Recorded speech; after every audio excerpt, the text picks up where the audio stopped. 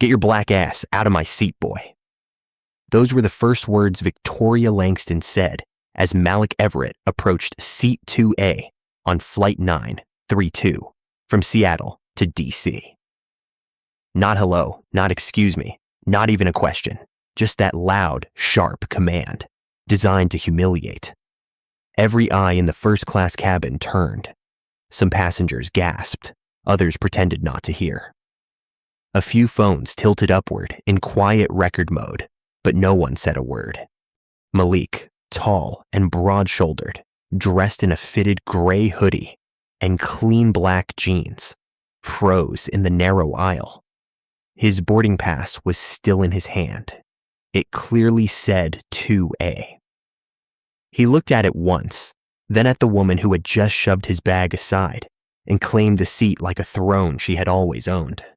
Victoria, dressed in a pristine white pantsuit, diamonds on both wrists, crossed her legs slowly, claiming the armrests with practiced ease. Her voice was now sugar-sweet, dripping with entitlement.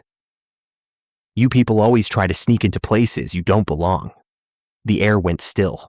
The tension was thick enough to slice. Malik didn't respond. He didn't need to. His expression was unreadable, calm, focused. But behind his eyes, something was watching, measuring. A flight attendant appeared. Brooke Ellison, mid-20s, blonde ponytail, anxious smile. She looked at Victoria, then at Malik, and just like that made a decision. "Sir, I think you are in the wrong section. Economy is behind you." Malik offered the boarding pass. Brooke didn't look at it. "Please move now." That's when a teenager 2 rows back started streaming on TikTok. The video would be titled, "When a Black CEO Gets Kicked Out of His Own Seat." Within the hour, it would become a trending story, watched by hundreds of thousands. But at this moment, Malik just stood there silent, processing. If this moment makes your blood boil, then you're exactly who this story is for. This is not just a flight, it's a mirror. And what happens next will challenge everything you think you know about power, perception, and race in America. Stay with us. Watch till the end. Some stories need to be seen to be believed. Victoria didn't flinch. She leaned back in the plush leather seat like it was made for her and her alone. "Some people need to learn their place," she muttered, loud enough for everyone nearby to hear. Brooke, the flight attendant, still hadn't looked at Malik's boarding pass. She stood tall now, using her presence like a barrier between him and the seat he paid for. "Sir, I'll ask one more time," she said, her tone clipped. "Professional, only in the technical sense. Please find your assigned seat in the back." A few rows down, another passenger adjusted his earbuds, pretending to sleep. A woman in seat 1D turned to the window, her reflection catching her eye, and the shame she wasn't brave enough to confront. Malik remained calm. "Ma'am," he said gently, holding the pass up again.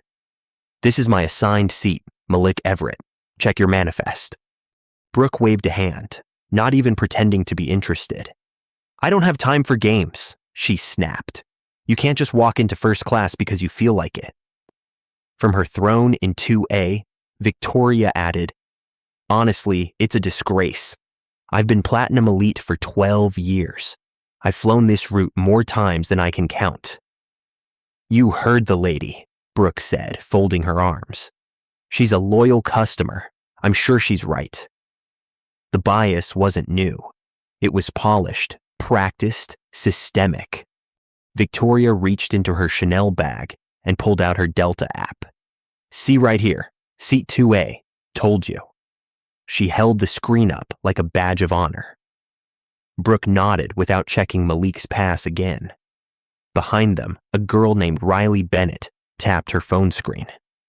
She was 16, headed to visit colleges with her dad. She had just started streaming live on TikTok a few minutes ago, and now her viewer count had doubled. "This is wild," Riley whispered to her phone. They won't even check the guy's boarding pass just because he's black and wearing a hoodie. Malik looked around the cabin.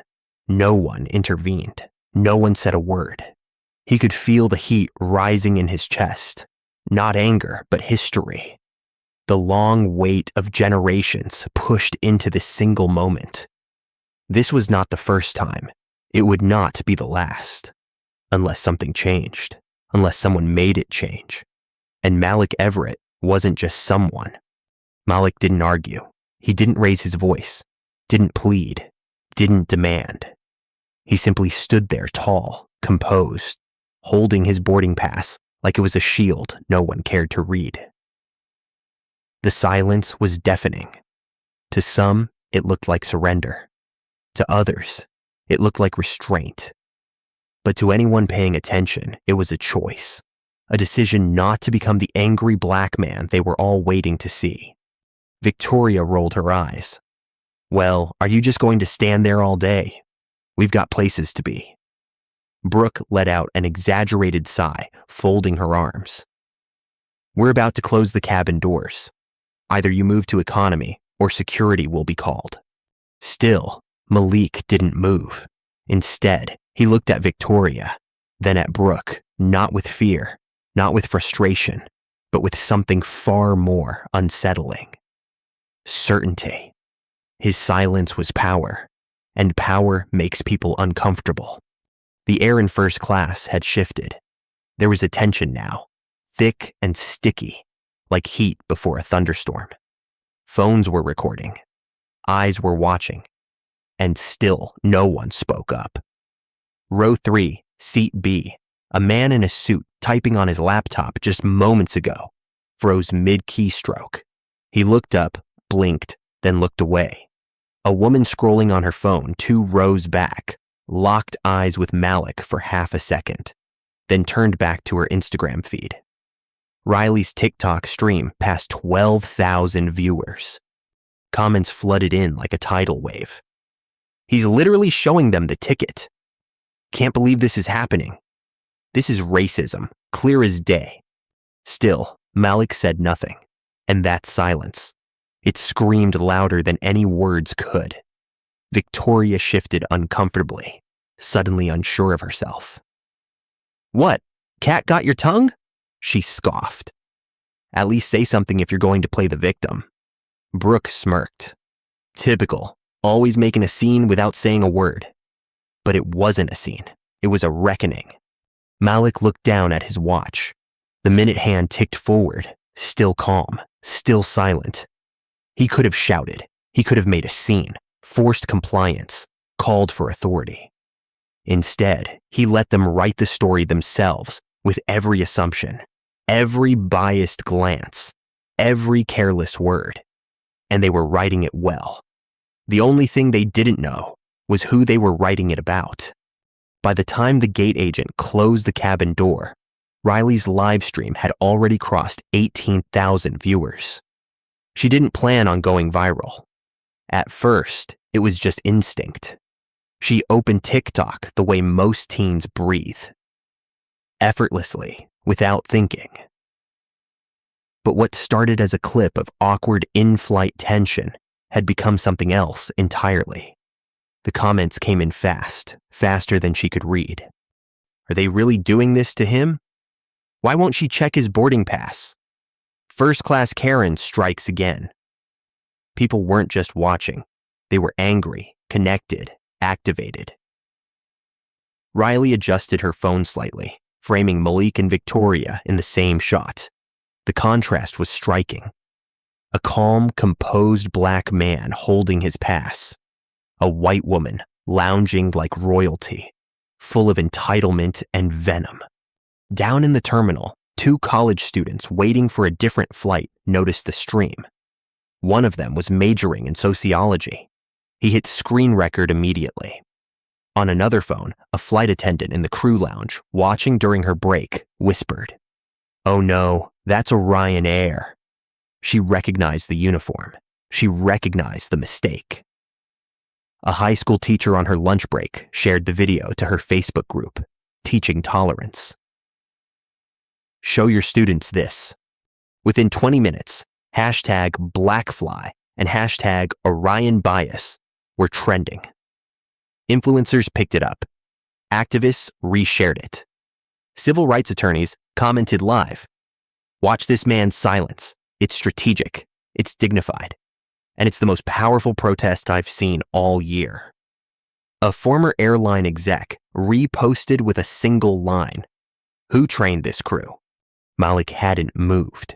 He didn't know how viral it had become. He hadn't seen the clips being shared, the duets, the reactions, the Twitter threads dissecting every word Brooke and Victoria had said. But he knew. He could feel it. Not the cameras, not the heat, but the shift. The story was no longer just his. It belonged to everyone watching, to every passenger ever looked at twice, to every black man who got asked if he was lost when he stood in first class, to everyone who sat silently because they knew speaking would only make it worse. And now the silence was broken. But not by Malik, by the world watching him. Malik finally moved, but not toward the back. He reached slowly into the pocket of his hoodie and pulled out his phone. The screen lit up with a soft glow. The familiar red and silver logo of Orion Air shining at the top. Victoria leaned back with a smug grin. Let me guess, calling your girlfriend to come save you. Brooke chuckled, arms still crossed. Or maybe customer service. That should go well. Malik said nothing. His fingers glided across the screen with quiet certainty. This wasn't the panicked scroll of someone searching for help. This was methodical, purposeful.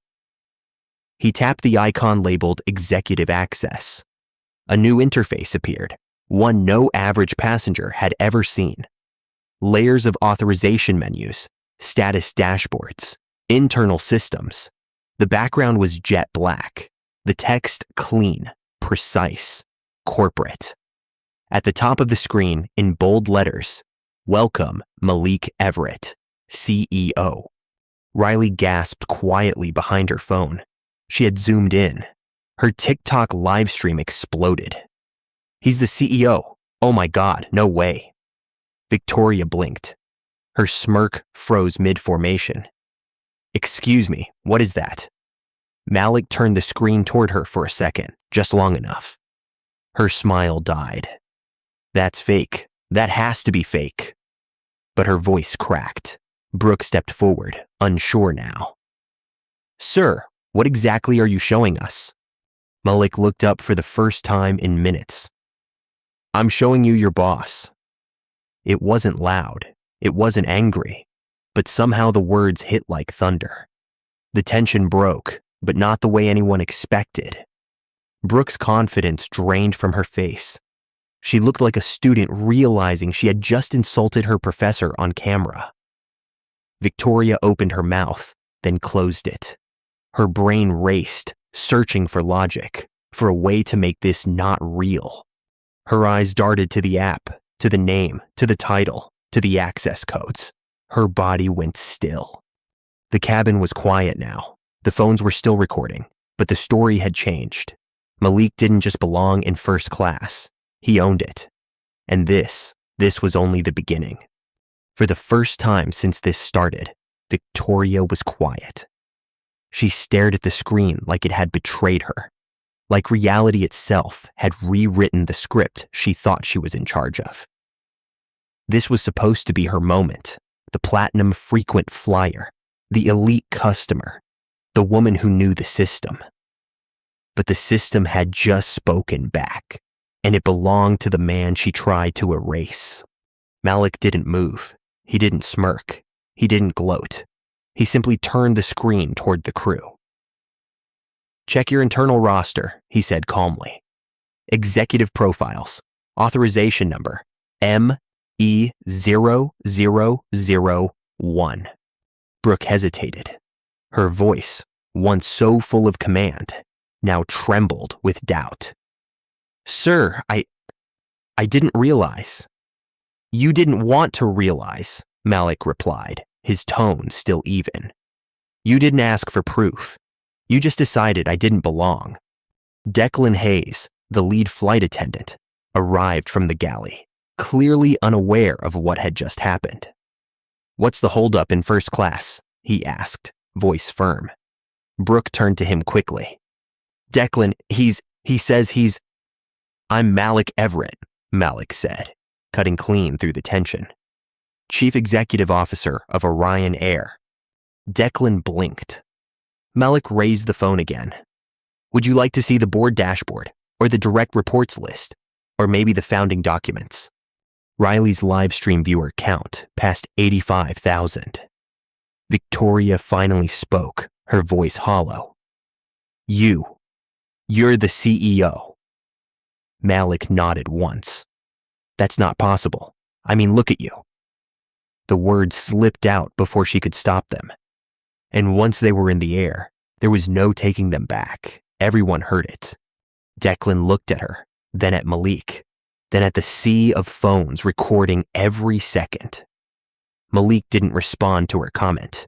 He didn't need to. Reality had already done the talking, and now it was doing the reckoning. This seat, Malik said, tapping the leather headrest, is reserved for the Orion CEO on every domestic flight. It's in the system, but that's not really the issue here. Victoria looked down, suddenly unsure of her entire identity. Malik's eyes met Declan's. I suggest you notify the captain. Tell him who's on board. The roles had flipped, the silence had changed, and power, the real kind, was no longer a question. It was in the seat. It was in the room, and everyone knew it. The cabin door opened with a soft click, followed by the unmistakable sound of heavy boots on the jet bridge. 2 airport security officers stepped into the aircraft. One was a tall black man in his 40s with a calm, controlled demeanor. His badge read, Officer Terrence Banks. The other, a composed Asian woman with sharp eyes and clipped tone, wore a name tag that read, Detective Naomi Sato. Declan met them at the front of the cabin, still trying to keep a lid on the fire that had already gone viral. Officers, thank you. We have a passenger refusing to move to his assigned seat. Sato raised an eyebrow. Is that so? Declan pointed toward Malik. Yes, that gentleman. He insists on sitting in first class even though he clearly doesn't. Have you verified his boarding pass? Sato interrupted. Declan hesitated. Well, no, but you assumed, Officer Banks said flatly. Sato stepped forward, her eyes locked onto Malik, who remained seated now, relaxed but alert. Sir, may I see your boarding pass, please? Her voice was neutral, professional. Malik handed it to her without a word. Sato scanned it, then looked up. Seat 2A, confirmed. Then she spotted something else, the phone still resting on Malik's lap. The screen was still open, still displaying the executive dashboard. She leaned in slightly. Her voice dropped. Is this... Yes, Malik replied. I'm Malik Everett, CEO. Sato blinked, then nodded. She turned to her partner. We need to document this, immediately. Behind them, Declan's mouth opened, but no words came out. Officer Banks turned toward the crew and the surrounding passengers. Ladies and gentlemen, please remain calm. We are now conducting a formal report on a potential discrimination incident. The word hit the cabin like a bolt of electricity. Discrimination. Victoria paled. Brooke instinctively stepped back. Declan lowered his eyes. Riley's live stream crossed 120,000 viewers. Malik sat quietly as Sato snapped a photo of the boarding pass, then the screen. Banks asked for the names of the involved crew members. Victoria finally spoke, desperate to salvage control. Officers, I've flown this airline for years. I'm a diamond platinum. I didn't know. You didn't want to know, Sato replied without turning. You just wanted to be right. The authority was here now, but it hadn't come to protect the powerful. It had come to record the truth. Detective Naomi Sato stood beside Officer Banks, flipping her notebook closed with quiet precision. Her voice was calm, but her words had weight. Mr. Everett, we're documenting this as a formal discrimination incident involving Orion Air staff and one passenger. Do you wish to press charges at this time? Malik didn't answer right away. The silence made the question louder. He looked around the cabin at the faces, at the eyes that were now fixed on him, not with skepticism, but with realization, with shame. I'm not here for arrests, Malik said finally. I'm here for accountability. He tapped his phone again, pulling up a different screen, one labeled legal and policy. Then he made a call. Put me through to Orion Air General Counsel. The phone rang once. This is Lena Vargas. Lena, this is Malik Everett. I need you to initiate an internal compliance report. Flight 932, Seattle to DC. There's been a confirmed bias incident. I want the full legal documentation drafted before wheels up. Yes, sir. Do you want external counsel involved? Not yet, but alert the PR crisis team. We may need full transparency within the hour. Passengers blinked. It wasn't just a viral moment anymore. It was an executive response, real, swift, irreversible. Brooke took a step forward, her voice low, shaking. Mr. Everett, I didn't mean to. But you did, Malik interrupted gently but firmly. You looked at me and made a decision. You refused to verify facts. You dismissed me without asking a single question. She tried to speak again, but couldn't. Declan followed. Sir, please, if we had known. Malik stood now. He wasn't angry. He didn't need to be. You didn't care to know, he said. That's the problem. Victoria sat frozen in seat 2A, still gripping the armrests like they were anchors in a storm she could no longer control. Miss Langston, Malik said calmly. You didn't just disrespect a passenger. You tried to erase a person based on appearance, based on comfort, based on your own expectations of who belongs where. She looked down, unable to meet his gaze. Riley's live stream hit 150,000 viewers. Every decision you made, Malik continued, was recorded. Every assumption, every word, and now every consequence will follow. Officer Banks took a deep breath. Mr. Everett, we're ready to file this report. Malik nodded. Do it. The truth had been spoken. Now came the consequences. By the time the aircraft began its taxi toward the runway, the outside world had already caught fire. Riley's live stream passed 200,000 viewers. Hashtags flooded timelines. Hashtag Malik Everett. Hashtag Seat 2. Hashtag Orion Bias, and hashtag Flying While Black were trending simultaneously across platforms. TikTok, Twitter, Instagram Reels, all pulsing with the same story from different angles. Videos stitched, reactions posted, screenshots with timestamps, freeze frames of Brooke's dismissive posture, of Victoria's smirk, of Malik holding up the boarding pass no one wanted to see. The story had fractured into thousands of digital voices, and yet every single one repeated the same truth. This man was judged before he was heard. This is what racism looks like in a suit and smile. He owned the airline, and they still told him he didn't belong. Newsrooms scrambled, editors yelled across desks, notifications lit up phones in boardrooms. At Orion Air headquarters in Atlanta, the PR team's group chat turned from emojis to full-blown crisis mode in less than 3 minutes. CNN picked it up. So did MSNBC, NBC, BuzzFeed, and The Washington Post. Trending topics were no longer just entertainment. They were indictments. Live on Air, a civil rights attorney, said it best. What we saw here was not a mistake. It was a pattern, a system in real time.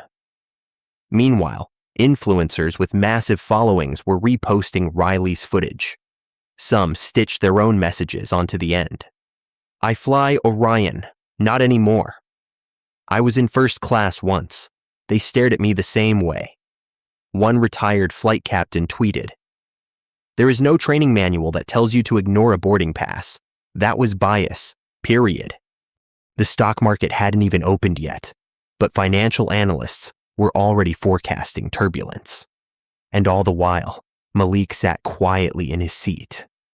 Not as a passenger, not even as a CEO, but as a symbol. His face now represented a question America couldn't keep ignoring. Who decides who belongs? Victoria stared out the window, but there was nothing out there to escape into. Brooke sat pale and frozen, the magnitude of what had unfolded finally settling into her bones. And Declan paced in the galley, trying to remember when exactly everything had gone wrong. It wasn't just the internet. It was the mirror it held up, and no one could look away. When the flight reached cruising altitude, the silence inside the cabin was no longer about shock. It was about fallout. Detective Sato had taken full statements. Officer Banks had submitted the preliminary report to both the airport and the FAA. Now all that remained was consequence, and it started with Brooke. She approached Malik slowly, like a student walking toward a principal's desk after failing a test she didn't know she was taking. "Mr. Everett," she began, voice trembling. I want to apologize." Malik looked up, calm as ever. "Is this your first time assuming someone's not who they say they are?" She swallowed. "No, then it's not a mistake," he replied. "It's a pattern, and patterns have consequences." She said nothing more. Malik tapped his phone again. The HR department at Orion had already submitted a draft of disciplinary measures. Brooke Ellison, 6-month unpaid suspension, mandatory anti-bias training, psychological evaluation prior to reinstatement, final warning status upon return. She read the email over his shoulder. Tears welled in her eyes. "I can learn," she whispered. "Then start with listening," Malik replied. Declan Hayes' turn came next. As lead flight attendant, he carried additional responsibility, both in protocol and in precedent. His disciplinary order was firm. Immediate demotion to support staff, 20% salary reduction, and a 2-year probationary period, under direct supervision.